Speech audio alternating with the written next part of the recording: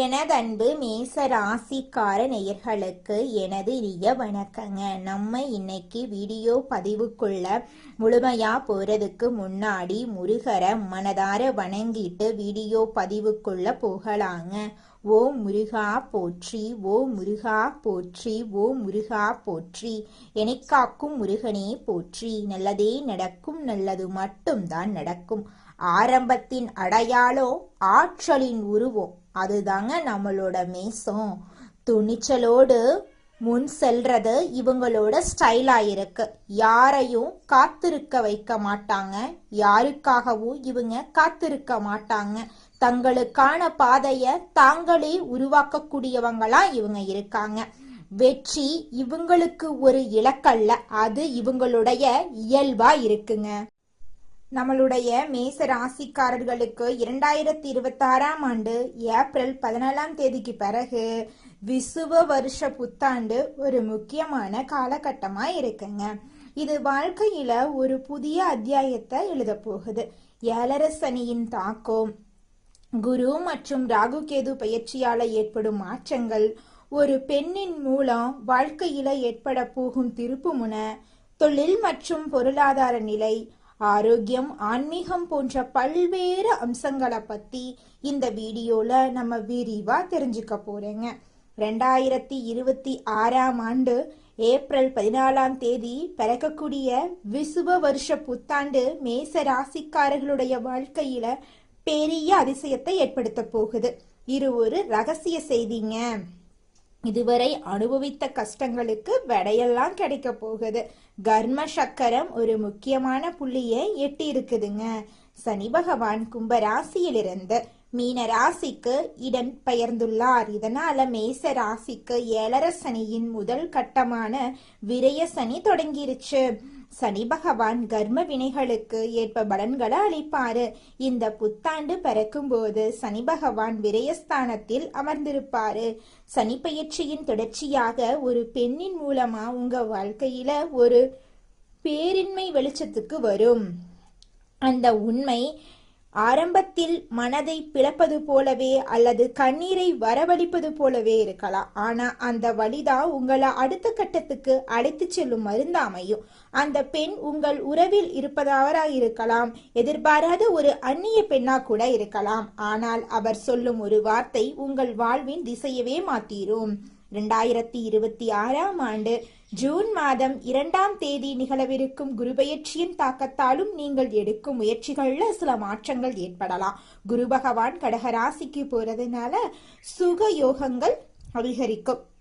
இது உங்கள் தாயார் வலியுறவுகளில் மேன்மையை ஏற்படுத்தும். வீடு வாகன யோகங்களையும் கொண்டு வரும். அதே சமயம் முதலீடுகள்ல அதிக கவனம் தேவைப்படும். வெளியூர் பயணங்கள் உங்களுக்கு புதிய வாய்ப்புகளை தரக்கூடுங்க. நீங்கள் ஒருவருக்கு உதவி செய்திருப்பீங்க, ஆனா அதே நபர் உங்களுக்கு தெரியாம உங்களுக்கு எதிராக வேலை செஞ்சிருப்பாங்க. இது உங்களின் பலவீனம் இல்ல, இது சனி பகவான் உங்கள் பொறுமைய சோதிக்க வைத்த கர்ம பரீட்சைங்க. மேச ராசிக்காரர்களின் ஜாதகத்துல 12ஆம் இடம் என்பது விரயஸ்தானம், மோட்சஸ்தானம். நீங்க கடந்த காலங்கள்ல செய்த உழைப்புக்கான பலன்கள் இப்போது சுப விரயங்களாக மாறப்போகுது. ஏழரை சனி என்பது உங்களை பயமுறுத்துவதற்காக அல்லங்க, உங்களை செதுக்குவதற்காகவே வருது. நீங்க மற்றவர்களை முழுமையாக நம்பி ஏமாந்த காலங்கள் இனி உங்களுக்கு விழிப்புணர்வை கொடுக்கும்.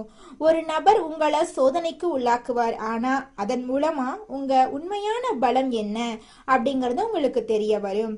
நீங்கள் மௌனமாக துன்பத்தை அனுபவித்த நாட்களுக்கு பலனாக இப்போது உங்களுக்கு மனமுதிர்ச்சி கிடைக்க போகுது. சனி பகவான் உங்களை நிதானமாக செயல்பட வைப்பாருங்க. அந்த நிதானமே உங்க வெற்றிக்கான சூட்சமாயிருக்கும். யாரை நம்பணும், யாரை தவிர்க்கணும் என்ற ஞானம் உங்களுக்குள்ள தானாகவே பிறக்குங்க. இனி என்னால மற்றவர்களுக்காக என்ன அழித்து கொள்ள முடியாது, எனக்குன்னு ஒரு எல்லை வேண்டும் என்ற அந்த ஒரு எண்ணமே உங்கள் வாழ்க்கைய மாற்றும் விதையா மாறிடுங்க. தேவையற்ற அலைச்சல்கள் அதிகரித்தாலும் அது உங்களுக்கு ஒரு புதிய அனுபவத்தை தருங்க. உங்கள் உதவி தேவைப்பட்ட போது மட்டும் உங்களை தேடி வந்தவங்க இனி உங்கள் வாழ்க்கையிலிருந்து மெதுவாக விலகிடுவாங்க.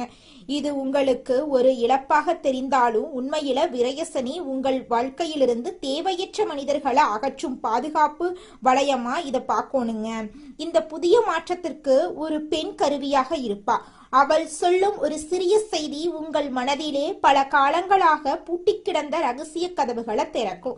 ஜோதிட ரீதியாக பார்த்தா மேச ராசியின் ஜாதகத்துல சந்திரன் ஒரு முக்கியமான காரணியாக இருக்காரு. சந்திரன் அப்படின்னா மனம் மற்றும் உணர்வுகள். அந்த பெண் உங்கள் மனதுக்கு கண்ணாடியா திகழ்வாள். காதலில் இருக்கும் மேசராசிக்காரர்களுக்கு இது ஒரு தெளிவான காலகட்டமா இருக்கு. நீங்கள் நேசிக்கும் நபர் உங்கள் அன்புக்கு தகுதியானவரா அல்லது உங்களை பயன்படுத்திக் கொள்கிறாரா என்ற உண்மை இப்போது உங்களுக்கு தெரிய வருங்க. திருமண வாழ்க்கையில் இருக்கிறவங்களுக்கு இதுவரை சொல்லப்படாத பல இயக்கங்கள் இந்த ஆண்டின் நடுப்பகுதியில வெளிப்படையா பேசப்படும். கணவன் மனைவி இடையே சிறு கருத்து வேறுபாடுகள் வரலாம். ஆனா ஜூன் மாதத்துல குரு பகவான் 4ஆம் இடத்துக்கு வரும்போது ஏற்படும் ஒரு திறந்த மனதுடனான பேச்சு உங்கள் உறவுல இருக்கக்கூடிய அழுக்குகளை நீக்கவே வருங்க. தொழில் மற்றும் வியாபாரத்தை பொறுத்தவரை மேச ராசிக்காரர்கள் முதலீடுகள்ல மிகவும் கவனமாக இருக்கணும். விரயசனி என்பதால தேவையற்ற செலவுகள் வந்து சேரும். புதிய தொழில்களை தொடங்கும் போது ஒரு முறைக்கு 2 முறை யோசிக்கிறது நல்லது. ஜூன் மாசத்துக்கு பிறகு மறைமுக லாபங்களும் தொழில் ரீதியான முன்னேற்றங்களும் கிடைக்க வாய்ப்பிருக்கு. கூட்டு தொழில இருக்கிறவங்க தங்கள் கூட்டாளிகளுடன் வெளிப்படையான தன்மையை கடைபிடிக்கிறது ரொம்பவும் நல்லதுங்க. பொருளாதார ரீதியாக நீங்க சில நெருக்கமானவர்களை சந்திக்க நேரிடலாம். எதிர்பாராத மருத்துவ செலவுகள் இல்லைன்னா தேவையற்ற பயண செலவுகள் வரலாம். அதனால பணத்தை சேமிக்கிறதுல அதிக ஆர்வம் காட்டணுங்க. யாருக்கும் ஜாமீன் கையெழுத்து போடுவதையோ பெரிய அளவுல கடன் கொடுப்பதையோ முற்றிலுமா நீங்க தவிர்க்கணுங்க. உங்க வாழ்க்கையில ஒளிந்திருக்கும் மறைமுக எதிரிகளை இறைவன் இப்போ உங்கள் கண்ணுக்கு முன்னால நிறுத்துறாருங்க. ஆண்டின் இறுதியில டிசம்பர் 5ஆம் தேதி நிகழப்போகிற ராகு கேது பெயர்ச்சி உங்க வாழ்க்கையில ஒரு மிகப்பெரிய அதிரடி மாற்றத்தை கொண்டு வரும். ராகு பகவான் உங்க ராசிக்கு 10ஆம் இடமான மகரத்துக்கு, கேது பகவான் 4ஆம் இடமான கடகத்துக்கும் பெயர்ச்சியாகிறாரு. 10ஆம் இடத்து ராகு என்பது தொழில ஒரு பிரம்மாண்டமான வளர்ச்சியை தருங்க.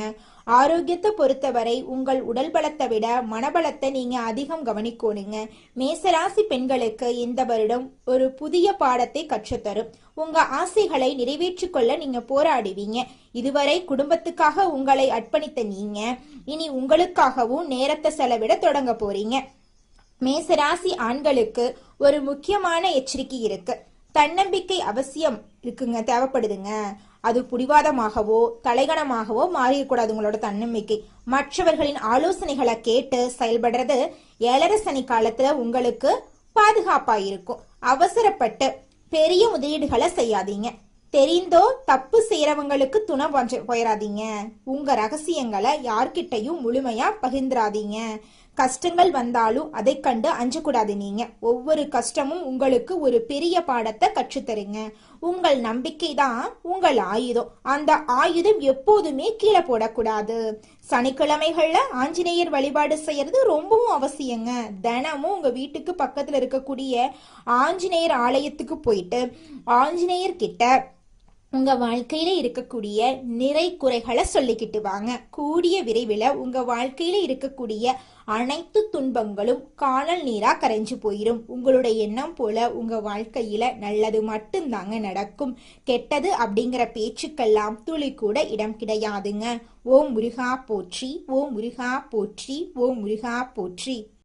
அடுத்ததாக நம்முடைய மேசம் ராசியில் இருக்கக்கூடிய ஒவ்வொரு நட்சத்திரக்காரர்களுக்கும் இந்த மாதம் எப்படி அமைஞ்சிருக்கு அப்படின்னு தெரிஞ்சுக்கலாங்க. நம்மளோட மேசம் ராசியில் இருக்கக்கூடிய முதலாவது நட்சத்திரம் அஸ்வினி. உங்களுக்கு இந்த மாதம் எப்படி அமைஞ்சிருக்கு அப்படின்னு தெரிஞ்சுக்கலாங்க. இந்த மாதம் உறவினர்கள் வகையில தவிர்க்க முடியாத சுப செலவுகள் நீங்க சுமக்க நேரிடலாம். அதை கண்டு நீங்க அச்சப்படக்கூடாதுங்க. முக்கியமான பயணமும் முக்கிய பிரமுகர்களின் சந்திப்பும் உங்க வாழ்க்கையில இந்த காலகட்டத்துல உண்டாக போகுதுங்க. அந்த சந்திப்பு உங்களோட எதிர்காலத்துக்கு நல்ல ஆசீர்வாதமா இருக்க போகுது. சிலர் கூட்டு முயற்சிகள்ல லாபம் தேடலாம்.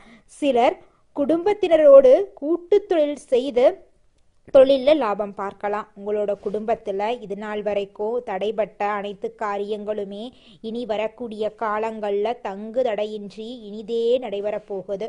உங்கள் கையில் பணப்புழக்கம் அதிக அளவில் இருக்க போகுதுங்க.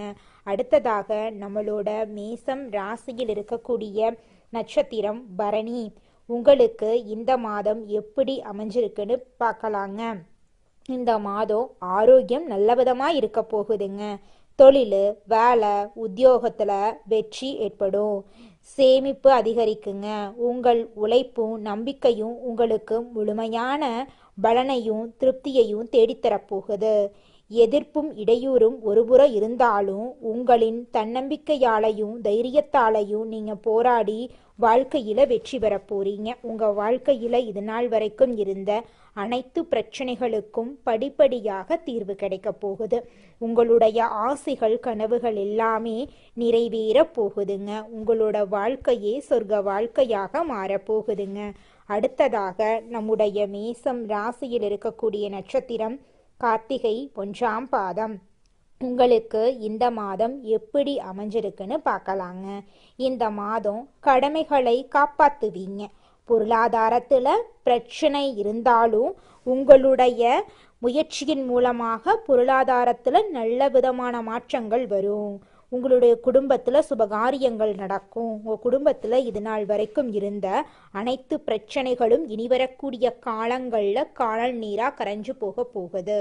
உங்களுடைய மனக்கவலைகள் மறைய போகுது. மனசுல ஒரு தெளிவு பிறக்க போகுது. உங்களுடைய உடல்நிலை ஆரோக்கியமாக இருக்க போகுதுங்க.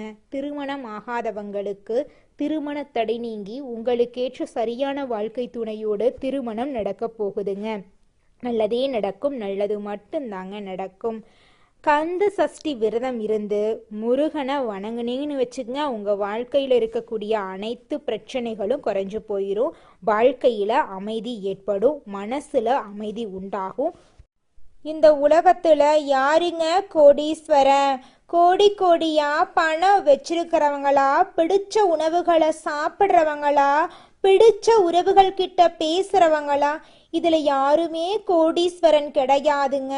யார் ஒருத்தவங்க நோய் நொடி இல்லாம மனக்கவலை இல்லாம நிம்மதியா தூங்குறாங்களோ அவங்க தாங்க இந்த உலகத்திலேயே சிறந்த கோடீஸ்வரன்.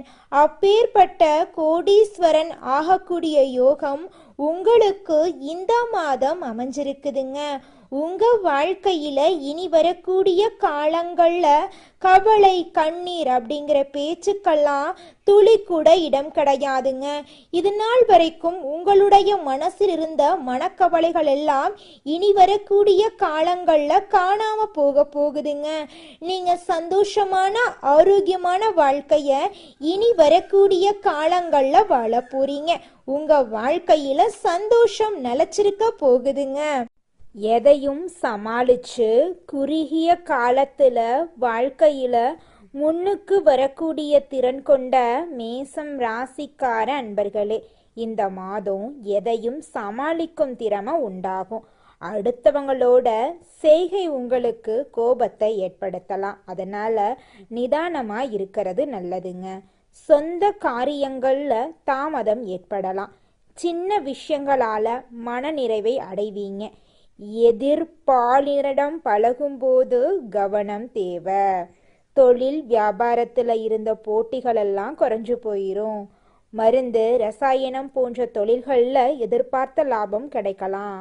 உத்தியோகத்தில் இருக்கிறவங்க அலுவலகம் தொடர்பான காரியங்களில் ஈடுபடும் போது அவசரப்படாம நிதானமா செயல்படுறது காரிய வெற்றியை உண்டாக்கும். எளிதில் மற்றவங்களோட பழக போறீங்க. குடும்பம் தொடர்பான கவலைகள் எல்லாம் ஏற்படும். அதை கண்டு நீங்க அச்சப்படக்கூடாது. குடும்ப செலவை சமாளிக்க பணவரத்து இருக்கும். எதிர்பார்த்த உதவிகள் கிடைக்கும். மனசுல ஆன்மீக எண்ணங்கள் ஏற்படும். வாழ்க்கை துணை மூலமா மகிழ்ச்சி உண்டாகுங்க. உறவினர்கள் நண்பர்கள் மத்தியில உங்களோட மதிப்பு மரியாதையும் கூடும். பெண்களுக்கு அடுத்தவங்க செயல்களால உங்களது கோபத்தை தூண்டுவதா இருக்கலாம். அதனால நிதானமா செயல்படுறது உங்க வாழ்க்கைக்கு நன்மை தருங்க. எந்த பிரச்சனையையும் சமாளிக்கும் திறமை உங்களோட மனசுல கூட போகுது.